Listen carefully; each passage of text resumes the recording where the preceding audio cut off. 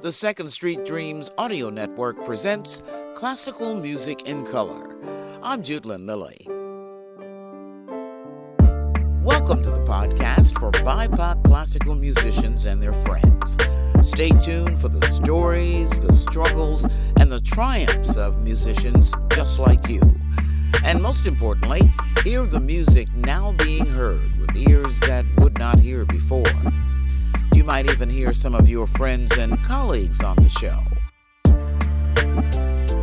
Our show today features clarinetist Anthony McGill, the first Black Principal player of the New York Philharmonic.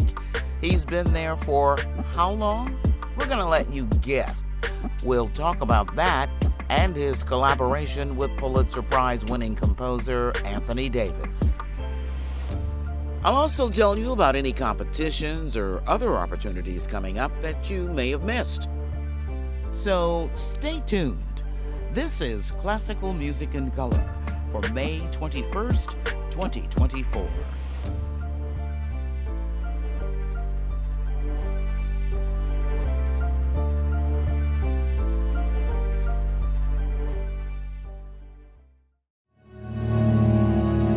But first, let's congratulate Tyshawn Sorey on his Pulitzer Prize in Music. He won for this piece, Adagio, for Wadada Leo Smith.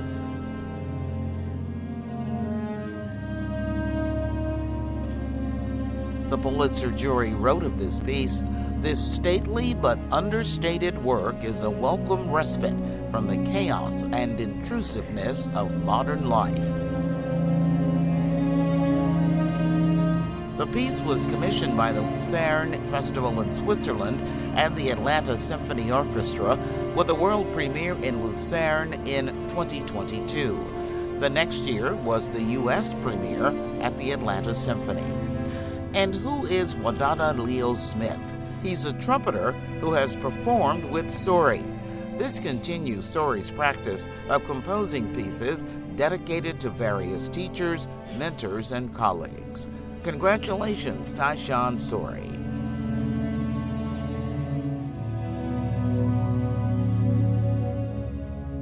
Another Pulitzer Prize winner figures in our main story. This is clarinetist Anthony McGill performing "You Have the Right to Remain Silent." It was composed by Pulitzer Prize winning composer Anthony Davis. Davis won for his opera The Central Park Five.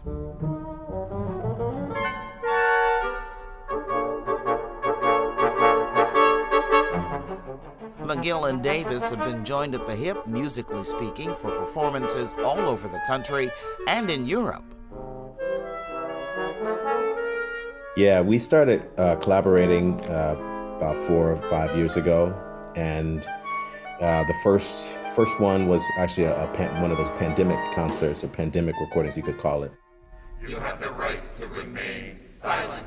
With the Cincinnati Symphony. This piece is written for clarinet and orchestra, and with the clarinetist soloist in the orchestra. So we've been traveling all around the world playing this piece. I say we because he often travels with me to the concerts, and we've done many different conversations, talks, interviews about this piece, and it's a very powerful work, beautiful work, but also about troubling things in our world. Do the Europeans understand it? Well, interestingly enough, for the debut in Europe, which was in December, Anthony came over and we did a panel hosted by the Barbican, where I was performing it, where we actually went there and discussed some of the same issues. So the issues of policing and police brutality and racism within the police force, it was led by a man who's famous in England for being the leader of the Black Police Officers organization.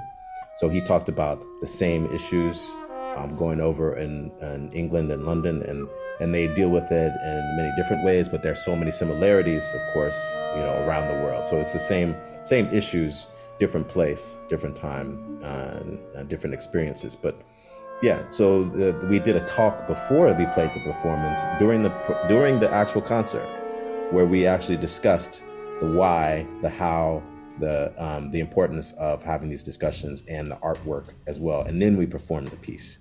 So the people who came to that concert understood what was going on.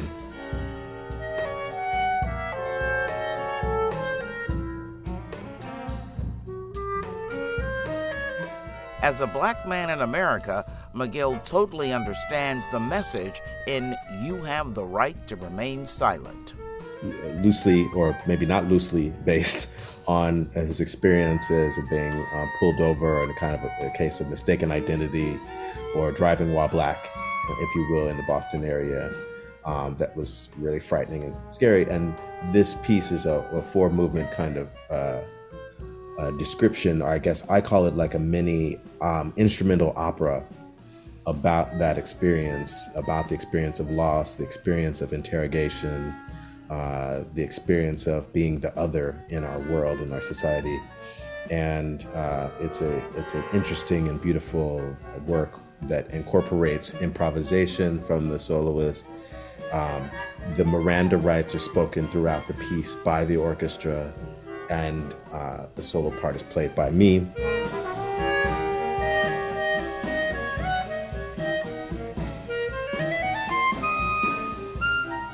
His position as the principal clarinetist at the New York Philharmonic came after years of working his way up. I've been in orchestras for the last 25 years. The first job that I won was Cincinnati Symphony, then the Met, the New York Philharmonic. In New York Philharmonic, I had already auditioned a number of times. So yes, I'm always surprised when I win one of these positions because they come open so infrequently. And, so they tried out a few different people, and I kept auditioning after they had repeated auditions. So yeah, I'm always very surprised when I get into these orchestras, especially the biggest ones and the most hard to penetrate ensembles. It's always a surprise. Well, part of that also, those openings don't come up very often. People have to die or retire. Yes. My predecessor at the New York Philharmonic had been in the orchestra for 60 years, 60 years. So he retired, and when he was 80, he passed away last year. How was your experience? My experience has been great in the New York Philharmonic. It's one of the world's great orchestras, and I think the orchestra of old is not the orchestra of present. And so let's just say that change comes slowly to orchestras, but oftentimes when it finally does come, it's a different world. And I was not the first Black member of the orchestra, even though I'm the only current Black member of the orchestra. Jerome Ashby was a horn player in the orchestra before me, who was associate principal horn for many years before he passed away. And there was a violinist, famous violinist, who was in the orchestra for many years before that. What does a principal clarinetist do? Principal clarinetist plays the solo. If you go to the orchestra concert and there are 70 to 100 people on stage at any time, the principal clarinetist, you'll hear my sound in the hall, because I'll play the big solos written for my instrument. Principals are the leaders of the section, so to speak. So I do like assignments. I kind of assign different parts to different people in the section. If need be, I can hire clarinetists to sub in the orchestra. That sort of thing. But I basically just play my part and lead by example within the section. All of his work ethic and talent would not be possible, he says, without his parents, Chicago school teachers. They met as students at Teachers College in Chicago to teach art in the schools. Their passion was art. My mom's passion was dance and music. So music education was just something that they hadn't grown up with necessarily. And they just wanted their kids to be able to have a well-rounded education, going to school, getting good grades in math and science, etc., but also in the arts. That was just a prerequisite for living, for life as a young person in my house. We listened to music around the house a lot, not classical music specifically, but my brother fell in love with playing. My older brother is a professional flutist in the Seattle Symphony, and he's 4 years older, and he fell in love with music and was like a genius at it from a very young age. And so that's the footsteps I followed in. Somehow on the south side of Chicago, my parents happened to find a few of the people that knew where to go, knew where to send us, knew how to give us lessons, and how to find those organizations that helped, that believed in music education for all in Chicago. Do you feel like you have to help others, young people, trying to do what you're doing? Yes, it's a number one responsibility, and I think of it like an honor and a gift to be able to do so. Because when you're young and you see somebody who looks like you, or someone that you relate to doing the thing that you might have never dreamed of doing, it gives you just extra motivation to be able to go for your dreams. It matters a lot. I am currently the artistic director of the Music Advancement Program, which is a wing of the Juilliard Preparatory Division, where we reach students from age 8 to 18, and we have a mission to serve students from underserved communities, historically in classical music. And so we recruit. It's a tuition-free program. It runs on Saturdays. And it's very similar to a program that I grew up in Chicago that kind of changed my life, called the Merit School of Music, trying to change the face of classical music through that program.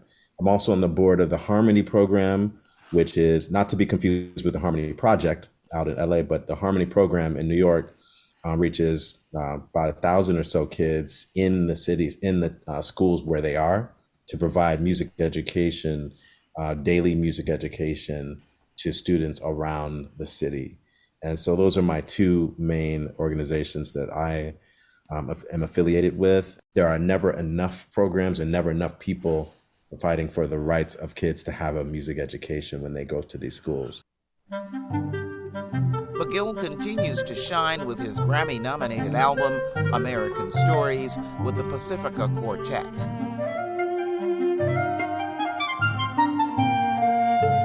The album features works by composers with musical remembrances of being homeless, the deadly church bombing in 1963, Muhammad Ali, and honoring the encounter of indigenous Americans with African Americans.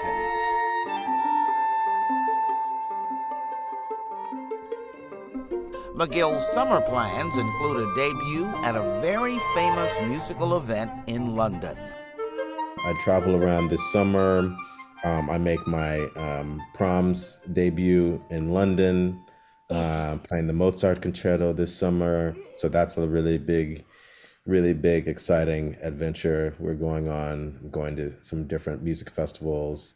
I actually go to London for my second week of the Barbican residency in London, where I'm going to be working with students from the Guildhall School and doing some chamber performances and master classes and stuff. Okay, how long do you think he's been principal clarinetist for the New York Philharmonic? I'll pause for a moment while you ponder the answer. Let's let Anthony McGill tell you. It's been 10 years. 10 Has it? seasons. I've been principal of the New York Phil for 10 years. It's just it's always so shocking for people because they hear about it every single year, and because it is a big deal. So every year that some new news comes out about what I'm up to, that is always mentioned in the details. Do you ever get tired of that? No, Mentioning every time? Not at all. Not at all. I am very, as surprised as I was about the position, I am very proud of my work to get to this position, and about knowing the difficulty and the barriers that I've had to face and overcome to be here. And so I'm very much proud that like the word can continue to get out about why it's really important that I'm here. Anthony McGill, principal clarinetist at the New York Philharmonic.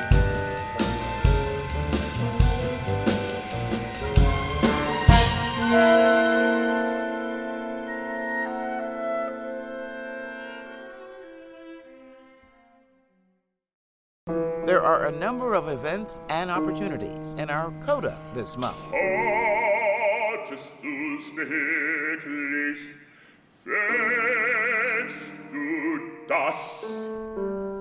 Morris Robinson, bass singer, who's performed at the Met and opera houses all over the world. This Grammy-winning former All-American college football player is closing out the season at the Fort Worth Opera with a one-man show.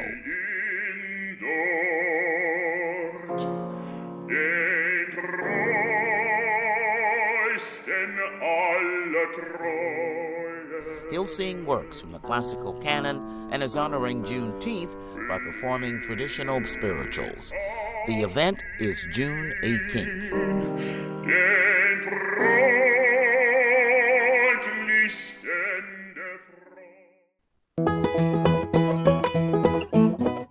This month, watch Leslie Odom Jr. as Pearly Victorious on PBS.